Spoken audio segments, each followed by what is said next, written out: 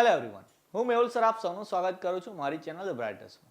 તો આજના વિડીયોની અંદર આપણે ડિપ્લોમા સેમેસ્ટર 2ના એન્જિનિયરિંગ મેથેમેટિક્સની અંદર ચેપ્ટર નંબર 5 કે જે આપણું કોમ્પ્લેક્સ નંબર એટલે કે સંકર સંખ્યાઓ છે એની લાસ્ટ અને ઇમ્પોર્ટન્ટ ટાઈપ જે ડી મોવિયર્સ થિયરમ છે એના આધારિત દાખલા શીખીશું.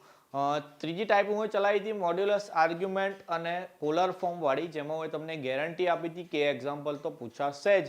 એવી રીતે આ ટાઈપ બી એટલી જ ઇમ્પોર્ટન્ટ છે કે જેનો એક્ઝામ્પલ તમારી એક્ઝામમાં આવશે. તો ડી મોવિયસ થિયરમ શું કહે છે પહેલા એ સમજાવી દો. કઈ ફોર્મ્યુલા એપ્લાય કરવાની છે. દાખલા એકદમ ઇઝી છે. વર્ગમૂળ વાળા દાખલા ચલાવ્યા હતા આની પહેલાની ટાઈપમાં સ્ક્વેર રૂટ વાળા, એ જેટલા ઇઝી છે એટલા જ ઇક્વિવેલન્ટલી ઇઝી છે આ. ક્લિયર? કઈ ફોર્મ્યુલા છે પહેલા કહી દઉં તો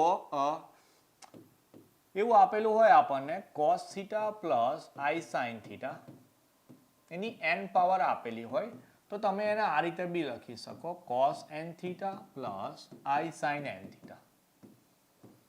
સમજો શું કહેવા માંગુ છું મેં અહીંયા કે cos theta plus i sin થીટાની n ઘાત આપેલી હોય તો તમે એ ઘાતને ખૂણા સાથે બી લખી શકો છો. અને ઇફ કે cos theta plus i sin theta જોડે માઇનસમાં n પાવર લખી હોય તો પછી તમારે અહીંયા cos n theta minus i sin n theta લખવાનો. ઓકે, જો પ્લસ પાવર હતી તો પ્લસ લખ્યું, માઇનસ પાવર છે તો માઇનસ લખ્યું. પણ એવું કરીએ કે વચ્ચે માઇનસ હોય અને પાવર પ્લસ હોય તો શું કરવાનું? તો વચ્ચે માઇનસ હોય પાવર પ્લસ હોય તો બી આપણે આન્સર કેવો લખવાનો? માઇનસમાં જ લખવાનો. ચલો, કઈ કઈ પોસિબિલિટી હતી કે બંને પ્લસ, તો પાવરમાં પ્લસ માઇનસ જોઈ લીધું. તો આના માટે બી જોઈ લઈએ કે cos theta minus i sin theta any minus n power હોય તો ઓલરેડી માઇનસ, પાવરમાં બી માઇનસ, તો માઇનસ માઇનસ શું થઈ જશે? પ્લસ થઈ જશે. ડન? તો આ જે ફોર્મ્યુલા છે આમ તો એક બે જ ફોર્મ્યુલા કહેવાય, 4 લખી છે પણ. તો આના આધારિત દાખલા છે. હવે દાખલાની અંદર કાં તો અહીંથી આમ જવાનું આવે, કાં તો પછી અહીંથી આમ જવાનું બી આવશે. બંને રીતના એક્ઝામ્પલ છે. સૂત્ર જેટલા અઘરા લાગે છે ને એટલા દાખલા અઘરા નથી. એક દાખલો બતાવું તો વધારે ક્લિયર થઈ જાય. દાખલો એવી રીતે આપશે કે સિમ્પ્લિફાય એટલે કે સાદુરૂપ આપો, અને સાદુરૂપ આપવાનું છે આપણે cos 6 theta plus i sin 6 theta upon cos 2 theta plus i sin 2 theta. તો દેખો જરા, હવે મેં અત્યારે આગળ જે વાત લખી હતી એમાં અહીંયા n થીટા એવું હોય તો મેં શું કરું છું? ખાલી થીટાના સ્વરૂપમાં લઈ આવું છું અને જે n હોય છે એને ઉપર લઈ જાઉં છું. તો આપણે અહીંયા એવું કરવાનું, શું કરવાનું છે? 6 થીટા છે ને તો આવું કરી દઉં મેં cos theta plus i sin theta એટલું લખું છું અને આ જે 6 છે એને પાવરમાં આપી દઉં. તો પછી નીચે બી એવું કરું. શું કરું? cos theta plus i sin theta same કરી દઉં અને અહીંયા 2 2 છે એટલે પાવરમાં 2 આપી દઉં. દેખો હવે ચલો, અંશ ને છેદ સરખા થઈ ગયા પણ ઉપર 6 ઘાત છે નીચે 2 છે તો આપણે ભેગા કરી દઈએ બંનેને. તો શું થશે? તો ઉપર 6 એવા ને એવા, આ +2 ઉપર જાય તો શું થઈ જાય? -2 થઈ જાય. તો 6 માંથી 2 જાય એટલે કેટલા આવશે? 4 આવશે. હવે આ જે 4 આયા ને એને તમે આન્સરમાં લખો તો અહીંયા લખો 4 theta plus i sin 4 theta. Clear? પહેલા શું કર્યું? આ 6 આપેલા એને ઘાતમાં લઈ ગયા, નીચે 2 આપેલા એને બી ઘાતમાં લઈ ગયા. પછી આના પછી આ સ્ટેપ આવી રીતે આવે કે જેમ કે એવું માન લો કે આપણી પાસે ઉપર x ની 6 ઘાત છે નીચે 2 છે તો આપણે આમ ઉડાઈ નહીં 4 લખી દઈએ છીએ. તો એ ખરેખર એવું જ થાય છે કે x ની 6 નીચે x ની 2 છે તો x ની 6 ઓછા 2 થઈ જાય, કારણ કે આ +2 ઉપર જાય તો -2 થઈ જાય. અને જો ઇફ નીચે -2 હોય તો ઉપર જાય તો +2 થઈ જાય. એ બી આપણે જોઈ લઈશું. ચલો, એટલે 6 માંથી 2 ગયા 4 થઈ ગયા. તો જેવી રીતે 6 હતા ઘાતમાં 6 લખ્યા તો અહીંયા 4 છે ઘાતમાં તો અહીંયા 4 લખી શકીએ, જે આપણો આન્સર થઈ જશે. ઓકે, ચલો બીજો જોઈએ.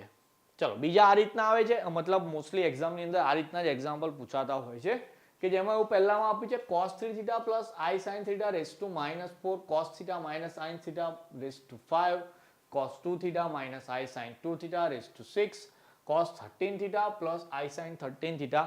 બધાને ભેગા કરવાના એકમાં ને મારે એક જ આન્સર લખવાનો. તો આપણે દેખો પહેલું સ્ટેપ કેવું કરીશું. એક્ઝામની અંદર તો તમે રકમ લખશો એટલે તમારે આ રીતે પછી પહેલું સ્ટેપ લખવાનું. બધાને એકમાં જ ફેરવવા. તો દેખો મેં અહીંયા લખી દઉં cos theta plus i sin theta. હવે હતા તો 3 થીટા એટલે મારે 3 લખવું પડે, પણ ઓલરેડી ઉપર -4 છે જ એક સ્ટેપ સમજી લો એટલે દાખલો ક્લિયર. શું કર્યું મેં? cos theta plus i sine theta લખી દીધું. તો આ 3 ને પાવરમાં લઈ ગયો અને ઓલરેડી પાવરમાં -4 તો હતા જ. મારે બધાને સરખા કરવા તો મેં અહીં બી લખીશ cos theta plus i sine theta. હવે હતું માઇનસ અને મેં શું કરી દીધું? પ્લસ. તો જે -1 હતા એ ઉપર જતા રહે અને ઓલરેડી શું હતું અહીંયા? 5 તો હતું જ. જો સમજો અહીંયા થીટા છે, અહીંયા થીટા છે એટલે કશું નહીં, એટલે 1 તો ગણાય, પણ વચ્ચે માઇનસ હતું એટલે -1 છે એટલે મેં એને ઉપર આપી દીધા. તો બંને પદ cos theta plus i sine theta વાળા થઈ ગયા. ચલો નીચે બી એવું જ કરી દઈએ. મેં કશું જો એક તો નહીં, જો cos theta plus i sine theta લખી દઉં છું. અહીંયા બી મેં કશું દેખ્યા વગર લખી દઉં cos theta plus i sine theta. બધી જગ્યાએ આપણે એક જ પદ કરી દેવાનું. પણ હવે હતા અહીંયા 2 થીટા ને કેવા હતા? માઇનસ, એટલે મારે ઉપર -2 લખવાનું અને ઓલરેડી 6 તો હતા જ. અહીંયા આગળ 13 થીટા હતા અને પ્લસ હતા. ઓકે, એટલે પ્લસ તો છે, 13 ને ઉપર લઈ ગયા એટલે અહીંયા 13 લખી દો. ઈઝી થઈ ગયું, બધાને ખરખું કરી દીધું. ગુણાકાર કરી દઈએ. હવે બેઝિક જે ગુણાકાર કરવાના હોય તે તો cos theta plus i sine theta, આ 3 ચોક 12 થઈ જશે પણ માઇનસ. ઓકે, ચલો હજુ એક સ્ટેપ લખીએ. cos theta plus i sine theta, અહીંયા થઈ જશે -5 × 5. નીચેની વાત કરું તો cos theta plus i sine theta, 6 દુ 12 થઈ જશે પણ માઇનસ, અને અહીંયા તો 13 છે એટલે એવા ને એવા. ચલો હવે બધાને એક જગ્યાએ ભેગા કરી દઈએ. બધાને એક જગ્યાએ ભેગા કરી દઈએ. ચલો એટલે ઉપર જ ભેગા કરવાના. તો લખું cos theta plus i sine theta.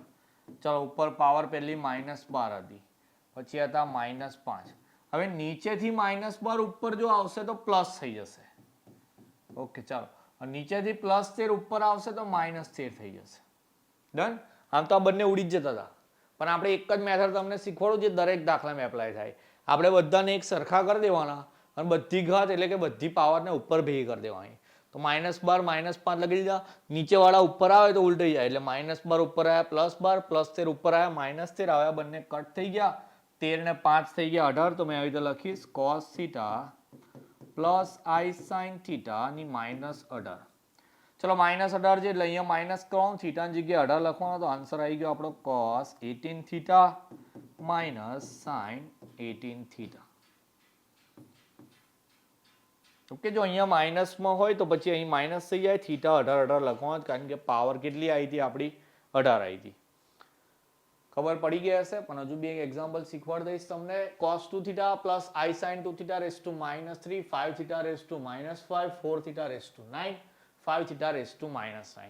કોઈ પાસે ટેક્સ્ટ બુક હોય તો ટેક્સ્ટ બુક ની અંદર થીટા અલગ જગ્યાએ લખેલા, જેમ કે cos જોડે માન લો 4 લખ્યું, સાઇન જોડે 5 લખ્યું. પણ એવું હોય તો પ્રિન્ટિંગ મિસ્ટેક કહેવાય. તમારા એક્ઝામમાં જો એવું થશે તો તમને ચેન્જ કરાવી દેશે. બંને જગ્યાએ સેમ હોય તો જ ડી મોવિયસ ફોર્મ્યુલા લાગે છે. ફરી એકવાર આવું આપેલું હોય તો તમારે જોયા વગર એક સ્ટેપ લખી દેવાનું. બધી જગ્યાએ cos theta plus i sine theta લખી દેવાનું. ઓકે, આવી રીતે લખી દેવાનું cos theta plus i sine theta. Power લખીએ પછી શાંતિથી. બધી જગ્યાએ પહેલા આવું લખી દઈએ cos theta plus i sine theta. દાખલા બહુ ઇઝી હોય ને તો પછી બોરિંગ લાગે ગોવા લખવામાં, તમને બી થતું હશે એવું. ચાલો ઓકે, cos 2 થીટા હતા એટલે મારે ઉપર 2 લખવાનું, પ્લસ હતા એટલે 2 લખીશ ખાલી, પણ ઓલરેડી -3 હતા. ચાલો અહીંયા માઇનસ છે એટલે ઉપર માઇનસ લખવાનું. કેટલા હતા? 5, અને ઓલરેડી પાછા -5 તો હતા જ. અહીંયા માઇનસ હતું 4 એટલે ઉપર -4 લખવાનું, પણ 9 તો ઓલરેડી હતા જ. અહીંયા માઇનસ હતું 5 હતું એટલે -5 તો લખવાના જ, અને ઓલરેડી -9 તો છે જ. કેલ્ક્યુલેટર ચલાવવાનું આવે તો ખાલી, બીજું કશું કામ કરવાનું નથી. ચલો cos theta plus i sine theta, અહીંયા 2 તારી 6 પણ minus.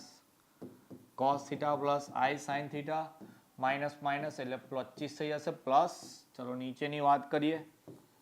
cos theta plus i sine theta 9 ચોકે 36 into cos theta plus i sine theta 9 પંચાને 45. ચલો બધાને ભેગા કરવાના. હવે એક જ લખીશ cos theta plus i sine theta.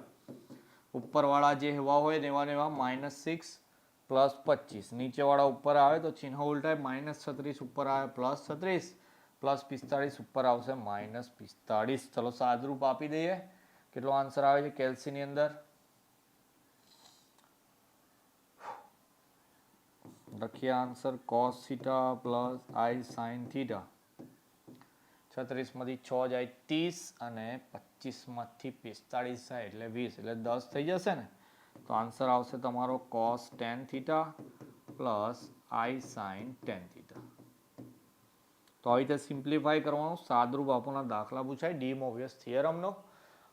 આમ થિયરમ ફોર્મ્યુલા જોવા જાવ થોડી ટ્રિકી લાગે છે, બાકી દાખલાની અંદર આવી રીતે મેં જે રીતે સ્ટેપ શીખવાડે એવી રીતે જ ગણવાના છે. 3 દાખલા કરાયા, હવે તો આવડી ગયું હશે એટલે બીજા 2-3 હોમવર્કમાં તમને આપું છું. આટલા કરતો પાક્કા, એટલે આ ચેપ્ટરનો બીજો એક 4 માર્કનો તમારો એક્ઝામ્પલ ક્લિયર થઈ જાય. મેં કીધું એમ ચેપ્ટર 13 થી 15 માર્કનું છે, એમાં 2 MCQ આવશે, 13 માર્કના દાખલા. એમાં 2 દાખલા તો આપણે ફિક્સ કમ્પલસરી કહી દીધા તમને, મોડ્યુલસ, આર્ગ્યુમેન્ટ ને પોલાર ફોર્મ વાળો એક અને એક આ. તો 4 ને 4 8 માર્કના તો તમારા આમાંથી જ મળી જશે. તો આ 3 દાખલા ઇમ્પોર્ટન્ટ છે એટલે હોમવર્કમાં ગણી નાખજો, એના આન્સર તમે મને મોકલી આપજો. ચેક કરી લઈશું સાચા ખોટા છે કે નહીં. બસ બીજું તો શું આવે, 3 ને 3 6 દાખલા કરો એટલે 4 માર્ક પાક્કા થઈ જ જશે. કોઈ જગ્યાએ ક્વેરી આવે કોઈ બી સબ્જેક્ટની અંદર અથવા આ ચેપ્ટરની અંદર, આ ચેપ્ટર આ ટાઈપ સાથે આપણું પૂરું થઈ ગયું. 5 જ ટાઈપ કરવાની છે, બીજી એક ટાઈપ નીકળે છે પણ આ વખતેની એક્ઝામની અંદર મને એટલી ઇમ્પોર્ટન્ટ નથી લાગતી એટલે નથી કરાવતો. પણ જો એક્ઝામ નજીક આવતા જો મને એવું લાગશે કે પૂછાય એવી છે તો 1 શોટની અંદર આપણે લઈ લઈશું. પણ ત્યાં સુધી આ 5 ટાઈપ કમ્પ્લીટ કરી દેવાની. હવે નેક્સ્ટ વિડીયોની અંદર આના MCQ કરાવીશું એટલે આપણું એન્જિનિયરિંગ મેથેમેટિક્સ પૂરું થઈ જશે. તો મળીશું હવે નેક્સ્ટ વિડીયોની અંદર. ત્યાં સુધી તમારું ધ્યાન રાખશો, બરાબર મેથ્સની તૈયારી કરતા રહેજો. જય હિન્દ, જય ભારત.